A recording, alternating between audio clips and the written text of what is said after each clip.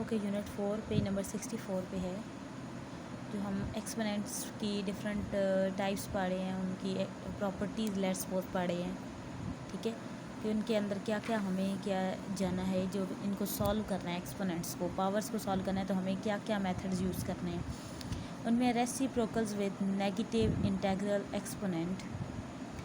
अब negative integral exponent, जब negative एक फ्रैक्शन लेट्स सपोज यहाँ पे हमें 4/5 दी गई है, तो जब इसका रेसिप्रोकल हमने लिखना है ना, तो उसको नेगेटिव एक्सपोनेंट में कैसे लेके आएंगे। 4/5 ही लिखा और बेस को अब -2 लिख दिया, ये रेसिप्रोकल आ जाएगा। इसका रेसिप्रोकल आप 4/5 whole square is equal to 4/5 power -2 आ गई।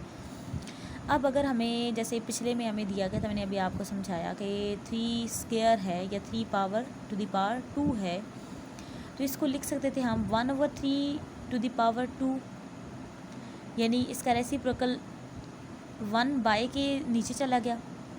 लेकिन जब हमने उसको नेगेटिव इंटेग्रल के तौर पे लिखना है ना, तो यही जो -2 है, 3 टू द पावर 2 जो है, सॉरी, तो 3 स्क्वायर है, तो इसको जब इसका रेसिप्रोकल लिखा जाएगा 3 -2 लिखा जाएगा, ठीक है। अब ये 4/5 स्क्वायर था, तो 4/5 -2 हो गया। -2/3 क्यूब है, तो -2/3 -3 हो गया। रेसिप्रोकल हम नेगेटिव रेसिप्रोकल कैसे लिखते हैं, नेगेटिव इंटेग्रल पावर की फॉर्म में कैसे लिखते हैं, माइनस कर देते हैं पावर को। हम सिंपल जब रेसिप्रोकल लिखते थे तो 1/, हो जाता था हमारा, मोस्टली क्या होता था 1/। और फ्रैक्शंस में हमारी फ्रैक्शन इंटरचेंज हो जाती थी, -4 आपस में रिप्लेस कर दिया उसने, ऊपर नीचे 5 ऊपर चला गया, जबकि पावर सेम थी। अब क्या हो रहा है, बेस अंदर सेम है, जबकि पावर पॉजिटिव से नेगेटिव हो रही है, ठीक है। अब नेक्स्ट पेज 65 पे मोस्ट इम्पॉर्टेंट है laws of exponents, most important topic है। सबसे पहले प्रोडक्ट लॉ होता है, व्हेन 2 नंबर्स और 2 एक्सपोनेंशियल फॉर्म्स या 2 एक्सपोनेंशियल नंबर हमारे मल्टीप्लाई होते हैं, तो जब उनकी बेस सेम हो और पावर डिफरेंट हो, जैसे यहाँ पे 3 की पावर 3 है, 3 की पावर 4 के एग्जांपल में गिवन है, then power should be added, not base. Base same 3 ही रखी गई है, but we have to add the powers 3 + 4। 3 यहाँ से आया, 4 यहाँ से आया, no 3 to the power 3 + 4 which is equal to 3 power 7। 3 power 7 का मतलब है 3 को 7 टाइम मल्टीप्लाई करना है और फिर जो रिज़ल्ट हमें मिलेगा, ठीक है। अब अगर 5/2 फ्रैक्शन में दिया गया, 5/2 की पावर 2 और इसमें 3 है, तो 5/2 की पावर 2 + 3 लिखा जाएगा, जस्ट पावर्स ऐड होंगी। तो अब प्रोडक्ट रूल 1 क्या कहलाएगा, if the bases are the same but the powers of different, अगर बेस सेम हो और पावर डिफरेंट हो, वी ऐड द पावर्स, हम पावर्स को ऐड कर देते हैं। एक जनरल फॉर्म इनकी क्या लिखी जाएगी, XM है अगर हमारे पास, देखें बेस दोनों नंबर्स में सेम है, XX है, यहाँ पे M है, तो यहाँ पे N, पावर डिफरेंट है, then base should be written as 1 time base को लिखा जाएगा, and we have to add the powers M + N, ठीक है।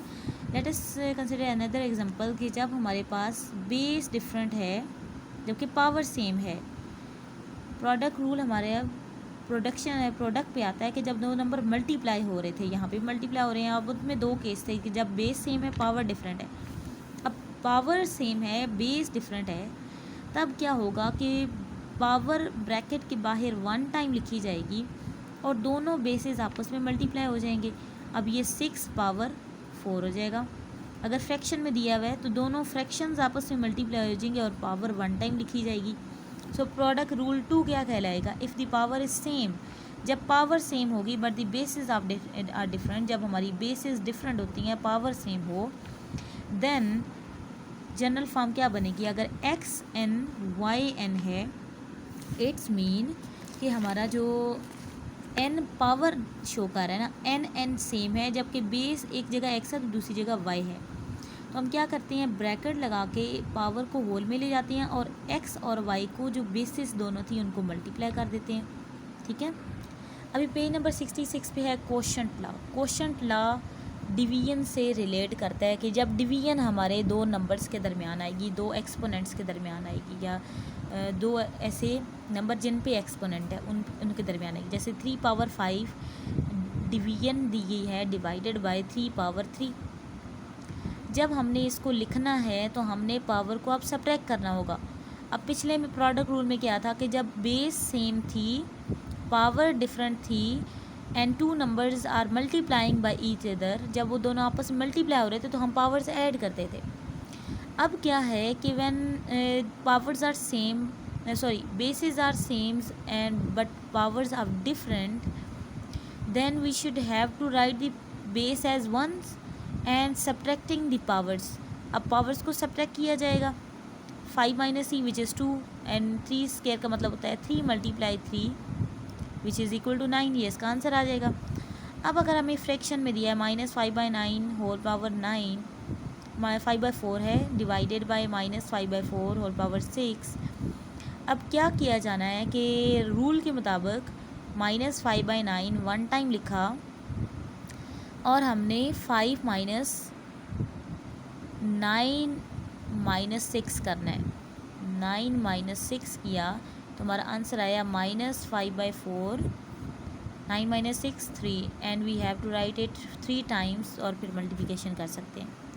ठीक है, अब इसका क्वेश्चन रूल 1 क्या कहलाएगा? If the bases are same, because in this example we have the same bases but the powers are different and here we have already learn that the powers are different and we should have to subtract them. Powers को subtract करना होगा just.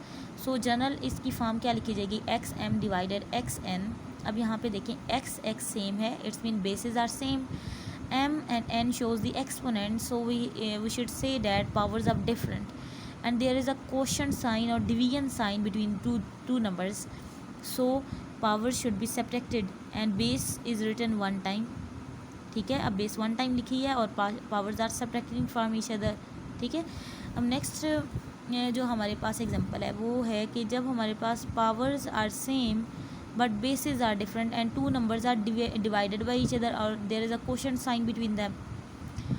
in this case हम क्या करेंगे कि whole power में 4 power चली जाएगी, होल ब्रैकेट लगाई एंड 3/5 हमने रखा, मेन डिवीजन दे दी और 1/2 उसके नीचे रख दिया। इसकी एक जनरल फॉर्म क्या होगी? If these bases are different but the powers are same, then general form में अगर XM डिवाइडेड YM दिया गया है then we should write it as whole में M चला गया और X डिवाइड Y को X/5 लिखा है। अब ज़रा इस एग्जांपल को समझें दोबारा। जब हमने होल पावर में 4 ले गए इसकी तरह, जैसे यहाँ M आ गया था तो X हमारा यहाँ पे क्या था 3/5 लिखा, डिवाइडेड y हमारा 1/2 था तो 1/2 उसके नीचे लिख दिया। समझ आ गई? ये हमारा क्वेश्चन लॉ 2 है। नेक्स्ट है power law. The power law explains the procedure of solving an expression with multiple powers. अब अगर मेरे पास पावर की पावर आ जाए, मल्टीपल पावर आ जाए, एक से ज़्यादा, जैसे अभी पिछले सारे क्वेश्चंस में हमें जैसे यहाँ पे आंसर में -5/4 की पावर 3 आई है, सिंगल पावर है, मतलब पावर एक ही दफ़ा बताई गई है। अब अगर इस टाइप का क्वेश्चन आता है हमारा 2 क्यूब ऑलरेडी है, इसको 3 पावर को हम क्यूब भी कहते हैं, 2 पावर को स्क्वायर कहते हैं, जबकि उसके 3 से बड़ी जो पावर्स होती हैं उनको 4th पावर ऑफ 2 या ऐसे ही बोला जाता है। ठीक है, 4th पावर 5th पावर बोला जाता है, जबकि 3 को क्यूब और 2 वाले को स्क्वायर बोला जाता है। अब हमें ऑलरेडी 2 क्यूब दिया हुआ है और उसका अगेन स्क्वायर लेना है।